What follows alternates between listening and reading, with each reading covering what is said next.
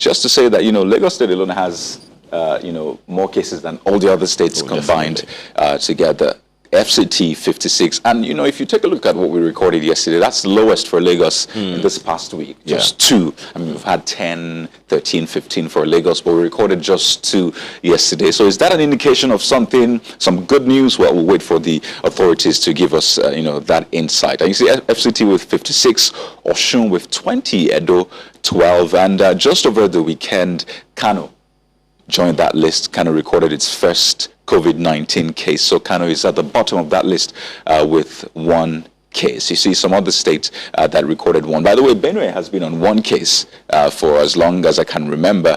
Benue, and you see Katsina added just a few more cases over the weekend. So that's pretty much the breakdown. You see Oyo with 11, Ogun State with 7, and you see that this is majorly around the southern part of the country. The southern part has seen a lot of COVID-19 cases. In fact, majority of COVID-19 cases are in the southern part. So that's a breakdown by states across the country, what we have right now as it concerns COVID-19 in the country. But as we are having this, don't forget also we have Lassa fever. Which is a big deal here in Nigeria. We've had lots of deaths, in fact, almost 200 deaths, I believe, of Lassa fever as at the last count. So while we're, of course, dealing with COVID-19 and taking measures, it's also important to keep our eyes on Lassa fever, which is affecting a lot of people and also killing people in the country. Talking about killing people, I remember the conversation we had with the president of the Resident Doctors Association, and he talked about the fact that, some of their members are dying due to occurrences of Lassa fever and all of that. So this period of our lives, it's definitely a lot of pressure on health workers, and if there is any kudos to give to them, we are saying thank you for the sacrifices that you're making. We're saying we are grateful that you decided to choose this course of action, this course of profession in your lives. And we can only pray that God himself will continue to protect you, especially at this time. You're making a lot of sacrifices, pretty much. Of course, the season of Easter is about sacrifice. And so we are really, really grateful to all of you for all the sacrifices that you are making. All health workers across board. Thank you for the sacrifices you're making. And talking about the season, you also remember that we talked about today being Easter Monday. Many people alive, maybe about 99% of people alive right now would wonder, we've never had this kind of Easter. I had I think a 10-year-old saying in all her life she had never witnessed, an Easter like this. Well, on one hand, 10 years, just few. But you take a look at people that have been around for a long time, except during war, which people are even saying it wasn't as dire as this. They've never experienced this. I know that Easter Monday is a time you prepare for picnics. You have your package that you take to Galilee in Code, because, this is when Jesus met his disciples in Galilee. So, Christians all over the world take this time, to share food, share some time, play games with friends and family. So I remember always looking forward to Easter Monday, because on one hand, you get a lot of food, you get to play games, have some form of interaction with friends and family, invite people over to get food. But, it's kind of different this time around. But I want to say that I still believe the spirit is still in the air. The fact that you can't reach people physically, yes, there's social distancing, even though they're saying, let's change it to physical distancing and not social distancing. But the point is, the spirit is still in the air, the spirit of sacrifice, the spirit of sharing. These are things we should imbibe. I don't want us to say because there's the pandemic outside and we just, move away from the spirit of a season. Yes, the playgrounds and, all the fun spots might be deserted, but what? They are deserted. Yeah, they are deserted. But the fact is that we shouldn't, take away from the season, the spirit of sharing, of sacrifice. We should look around and see that we can help people, call people. This is a time people are in need of, not just food. Yes, food is basic, but then, that social interaction. This is a time to reach out to people. How are you doing? This is not a sight you'll see on a normal Easter Sunday across this fun spot. Take a look at the background. Look at the road. But importantly, the spirit of sharing, of sacrifice, and the hope, the joy that Jesus gives is in the air, and that is what we shall share during the season. The way the whole season so far has been celebrated in the north, all over the place. You know, one wonders the kind of mood that's, you know, in so many homes, so many worship centers. You know, there are many stand-up reports. You know, okay, look, this is something that happened in the north. Of course, a number of people still this is find in Lagos, I believe. Okay, this was in Lagos just yesterday. Okay, so of course you can see it's very scanty. It's just to keep the tradition going in certain quarters and all of that. But then gratifying also is the fact that a significant number of people decided they were going to celebrate Easter by worshiping online. Yeah. I think that's one of the things that many people decided that they were going to do. This is one church that it was all under lock and key. But a significant number of people, including the governor of Lagos State, of course, the pictures were all over the place, that he celebrated. He had the Easter Sunday service online. That's it right there. And this is the service that he saw online and he joined in the virtual space. I know we've talked about how this will change the world of works for life, actually, not just for for the short term. People are saying this pandemic will change life as we know it, work, you know, our relationship with people. But then, of course, it's also changing the mode of worship. You know, people are switching to online services. And, you know, that way a lot of people get to attend more online churches in quotes. So you just pause this and flip to the next one and see what's happening, and you flip back and forth. But it's important to know that people are, you know, abiding by these rules and regulations that the government has put out. You know, I see across, you know, different countries, by the way, I should say, where people still flout these orders. But from the pictures we're seeing, I'd like to commend Nigerians, really, because this was going to be a very tricky one. We know how important religion is to, you know, to the country, to, you know, the citizens of a country. So it was going to be a tough one, but I'd like to commend Nigerians, really, for staying back at home, you know, obeying the rules and regulations. You see even religious leaders coming out to say, yes, we know you want to come to church, you know, we know you want to come to the mosque to worship, but for this period, stay at home. Okay, the virus does not move, as they say. It is people that move the virus. So really, I'd like to commend Nigerians for their sacrifice at this time. Online services have definitely challenged so many traditions that a number of people have had over time. Well, this is some experience that we gathered for you. Just take a look. You may have seen it. Want to look at it again. It's Easter. But the usual buzz of churches filled with faithful celebrating the resurrection of Christ is now replaced by online worship in accordance with the social distance order. The household of the Lagos State Governor, Babajide Sanwo-Olu, is connecting to the internet for word on the joy of Easter.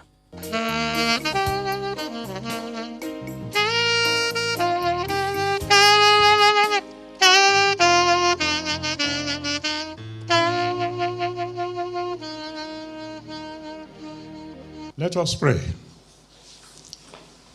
The General Overseer of the Redeemed Christian Church of God, Pastor Enoch Adeboye, calls on Christians not to be careless during this period, but to use the forced lockdown to draw closer to God.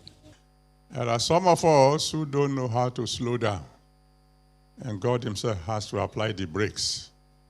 And I can assure you, it's been a wonderful time. Alone in the presence of the Almighty God, not jumping up and down, just relaxing, knowing fully well that tomorrow will be all right. Amen. I want to assure you, your tomorrow also will be all right. Amen. In his sermon, the senior pastor of the Covenant Christian Center, Bojo Yemade, encourages Christians to connect with God through scriptures that will lift their spirits in times of despair. Sit down with the book of Psalms, read, reread it, go through it until you come in contact with scriptures in that book of Psalms that speak about what you are feeling at that particular moment. Pastor Tunde Bakare of the Citadel Church teaches on the need for Christians to know God more than ever before. You cannot come into God's presence with gladness and singing except you have both or you have cause so to do. I pray that Almighty God, in the name of Jesus, we make you and your household, we give you cause to sing songs of praise, even as it turns your sorrow into joy, your tears into laughter, and your money into dancing, in Jesus' mighty name. The sermons by the men of God show that reaching out during trying times is not a problem, especially when the message of resurrection and victory are the subjects of Christians. For the faithful, it's all about connecting to the internet and the Word. Orolu Ashonibare, Channels Television News.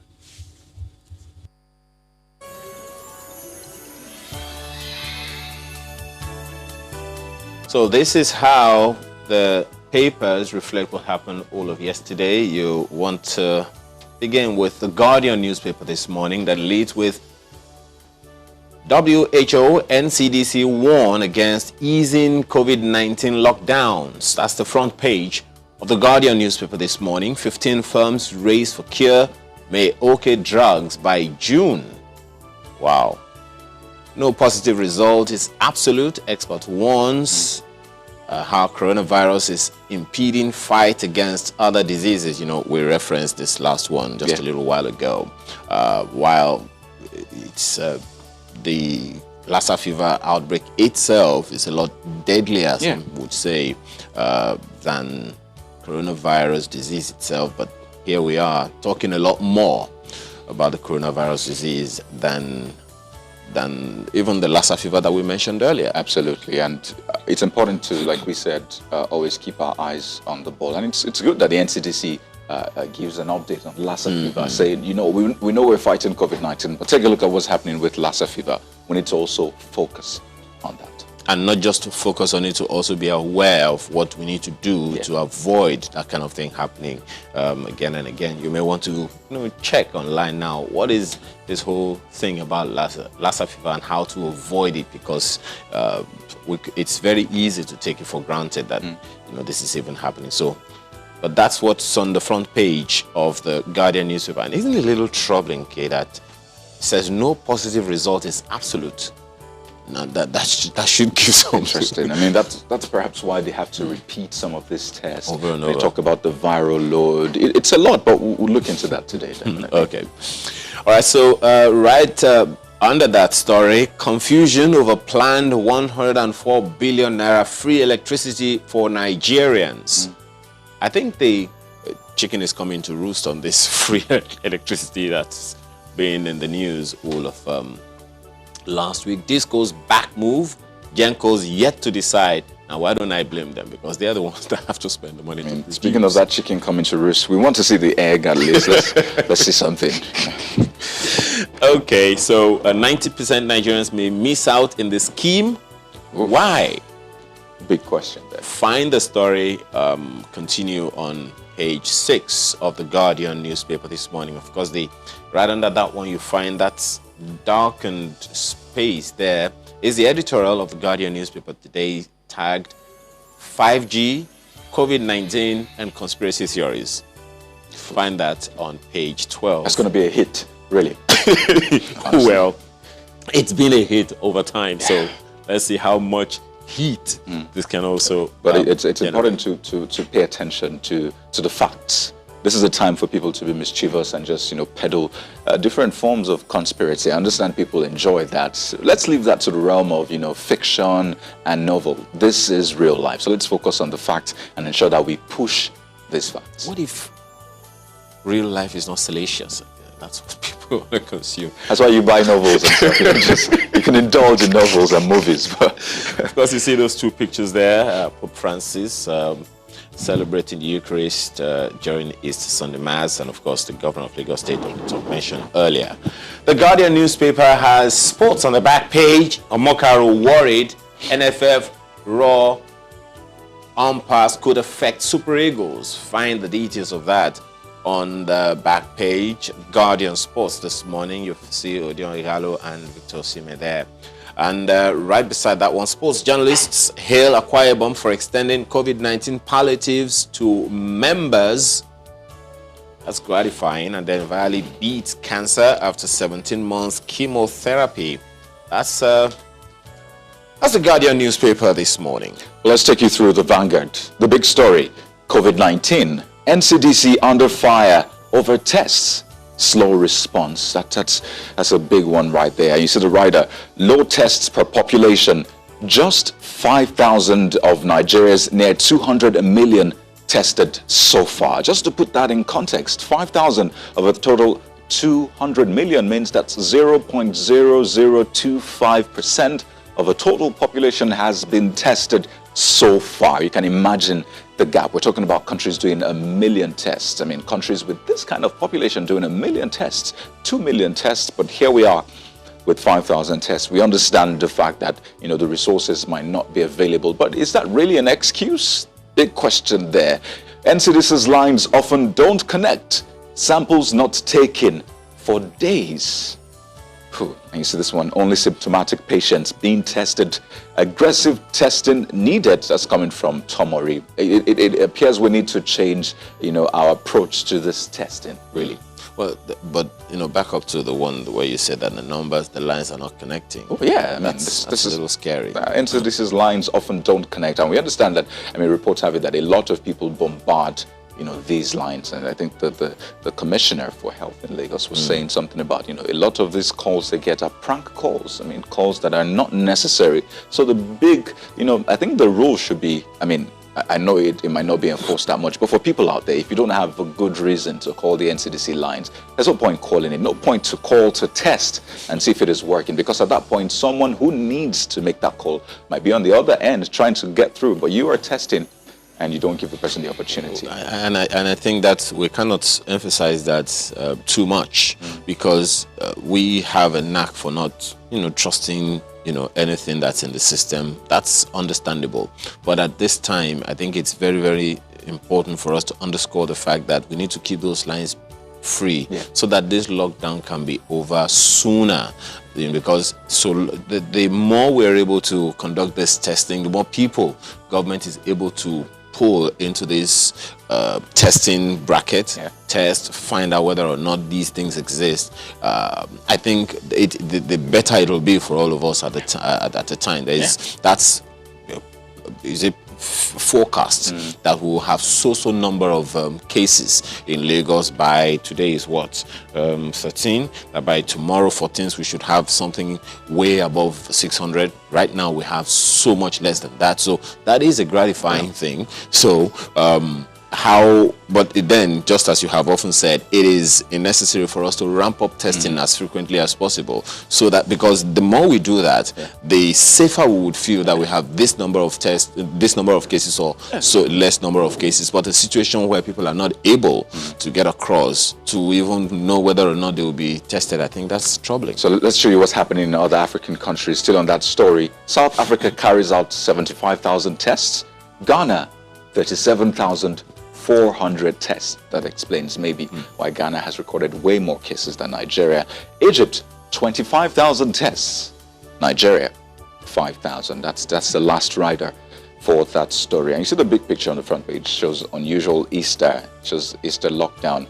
The Cathedral of St. Michael in Kaduna, empty as worshippers stayed away for Easter Sunday service. I'm sure they probably did this online. So yeah, the physical structure might be empty, you know, but the church, which is not physical, was most likely not empty. Do you mind me going back to those figures that you quoted of those other African countries? I think that should be should give the Nigerian system authorities some serious concern. Well, other quote-unquote smaller countries are, you know, conducting so many tests in multiples of thousands, and we have only been able to do this for such a population, especially of Lagos. I mean, shouldn't that, I'm pretty sure that should give us some concern. Absolutely, and that perhaps explains why South Africa will have 2,173 cases, because they've carried out 75,000 tests. You see Ghana also with way more cases than Nigeria. I think Ghana at this point has over 400 cases, or thereabouts. We saw with about some 20-something thousand tests. 566 cases Ghana has with 37,400 tests. But let's move on from that story. We would look forward to what the NCDC and the government has to say about ramping up tests. You see this one on top of the nameplate. Lagos discharges 5 more patients. The good news, I mean, the silver lining for all of this. And why federal government's digitizing payment to the poor. That's coming from Omar Farouk. It's on page 8. Imbibe values of Christ. Buhari, governors, others tell Christians on Easter. And you see this one from IBB saying, don't play politics with COVID-19. IBB begs politicians. That's really important. It's on page 13. You know, when it comes to begging, it shows you how much important that is. Really serious. Let's take a look at sports. I mean, COVID-19 has not really stopped sports entirely. See that big story there? Aimee can become one of the best strikers in the world. Yes to that. It's coming from Aimee, also another striker, a Nigerian striker, former Nigerian international. Aimee believes that Aimee can be the best in the world. And you see, without Ndidi, Leicester struggle. It's coming from Robert. And another striker makes the news, another Nigerian striker, saying clubs will rush Ighalo after loan spell at Manchester United. I mean, I'm sure a lot of players cannot wait for the COVID-19 to subside so play can resume. I mean, a lot of them have to take pay cuts right now. A lot of, players, managers, and, others have to take pay cuts. So I'm sure they're looking forward to this ending, and so they can return to football and start earning that. The normal. The normal. but it's also important to say that at this time is, where we should sacrifice a lot. We should not be afraid to sacrifice. And this one from Ighalo also, Ronaldo better than Messi. Quite, controversial statement. This is not something you want to get into right now, but Ighalo said it. I know that the Twitter boys and girls who are fans of football will get on this. So yeah, that's the Vanguard for this morning. And that's the much we can take from the papers this morning. We're back in a moment to take on the issues for the day. Stay with us.